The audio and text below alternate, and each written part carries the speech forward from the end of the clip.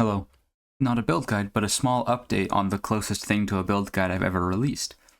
The first Path of Exile 2 video that I released this season, I guess you could call it, I believe it was the first at least, was the culling idea for the monk. I was planning on doing some sort of stuff with culling, and patch notes have released, so I can give some updates on that. You can see I just Control F Cull. The first two are the Chronomancer thing, so that is unrelated to what I am doing, but Cull the Weak got a bit of an attack speed buff and a pretty sizable damage buff. I believe that brings it kind of in line with Killing Palm damage. So now, if you want to do Frenzy Charge Resonance stuff to generate your power charges for Hollow Form instead, Cull the Weak is actually somewhat reasonable to do. Next, Culling Strike thresholds for normal enemies is now 35% of their max life. It used to be 30. So instead of needing like 230% increased, you only need like 185 or 186, I think it is, percent increased to full Cull normal monsters.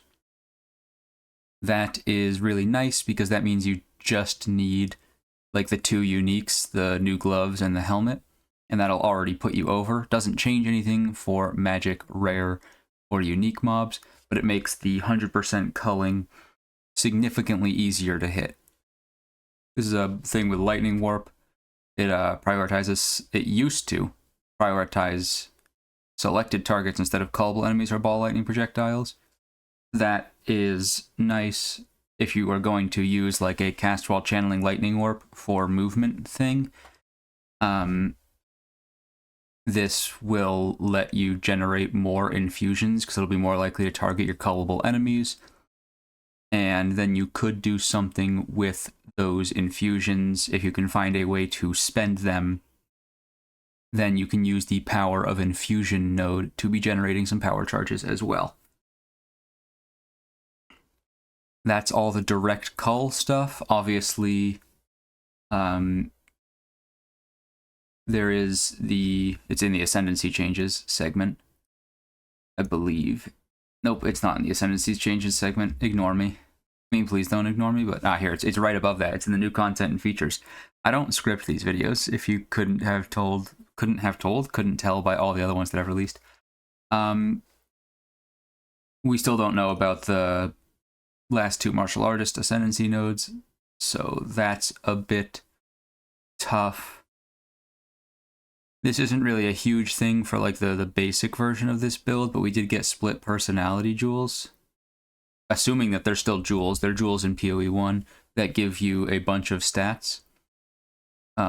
So for an endgame version of this build, they believe that they can give you accuracy, the 3 defenses, armor, evasion, energy shield, and the 3 stats, strength, dex, int.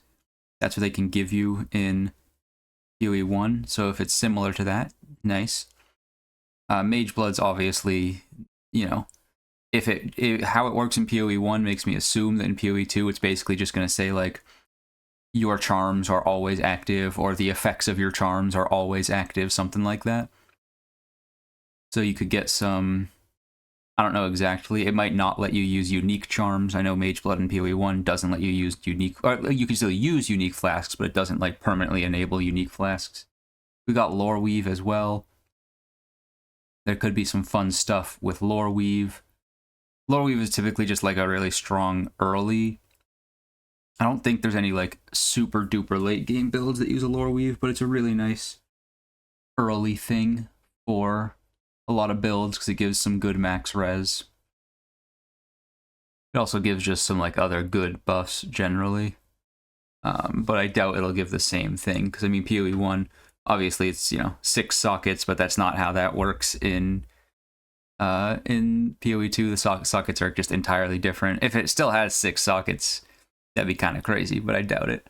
Then it gives you attributes, physical damage to attacks, flat physical damage, increased crit chance, some energy shield, some life, some mana, some rarity, some elemental damage, and then it sets your max resists to either 76, 77, or 78. So it can be good pretty early.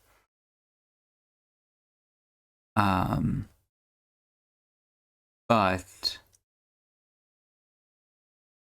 I doubt that it'll be exactly the same. It'd be cool if it got like a bunch of guaranteed sockets, but again, I doubt it. It doesn't say it here. Well, okay, I guess that's because it's not a unique. I was going to say it doesn't say it here. I guess I'm just talking a little bit more patch notes. But it's stuff that could be good for the Cull build because it's good just generally. But the breach chest piece, not Skin of the Lord, Skin of the Loyal, but I can't remember what it's called. And they showed it off at the end of the breach showcase, where they were like, "Hey, here's the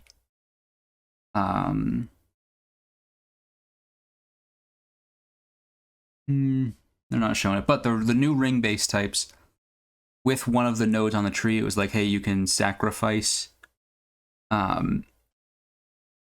some,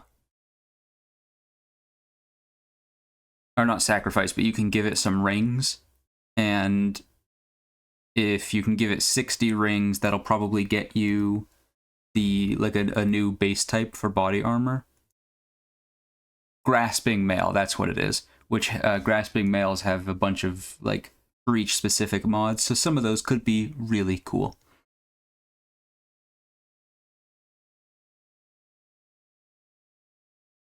As for the Cull build, I mean, I'm just gonna like skim through these again. I did yesterday, is obviously when they first released, but I'm just gonna skim through these again, see if there's anything else that's a huge change. I didn't mention this in yesterday's little first reading. In fact, I specifically said there were no changes to Hollow Palm. Nice. But I like leveling with Hollow Palm on monk builds. Apparently, Hollow Palm technique was not providing its bonuses to most skills that could be used with any martial weapon. So concoctions are still dead because those can't be used with any. Those can only be used with unarmed. But a lot of like non-quarterstaff skills that are any martial weapon that could be pretty good for. And Hollow Palm technique now replaces your unarmed base damage for affected attacks rather than adding damage on top of base unarmed. That seems like a pretty big nerf for quarter strife attacks, but shouldn't be. It shouldn't be a huge change for like early leveling at least. And typically, in my little leveling runs that I've done, which I've only gone to Ascendancy because I can't pick Martial Artist yet. In the leveling runs that I have done, I picked up Hollow Palm, basically right before Geonor. Sometimes a little earlier, depending on how much extra I'm leveling. But typically, like right before Geonor, I'll pick up Hollow Palm, and then that will easily carry me at least through Ascension, through the first Ascension, and then we'll see. Also, for what it's worth, this doesn't have to do with the Cull build, but I mentioned the Retreat support gem works kind of weird with Staggering Palm, and they didn't change it. So it looks like that is still a go for Staggering Palm. Somehow I managed to make the like 3, technically 4, like real changes to this build last 10 minutes. A little bit less because I'm going to cut out some dead space, but you know. Cut out some dead space. What am I? The video game studio Electronic Arts?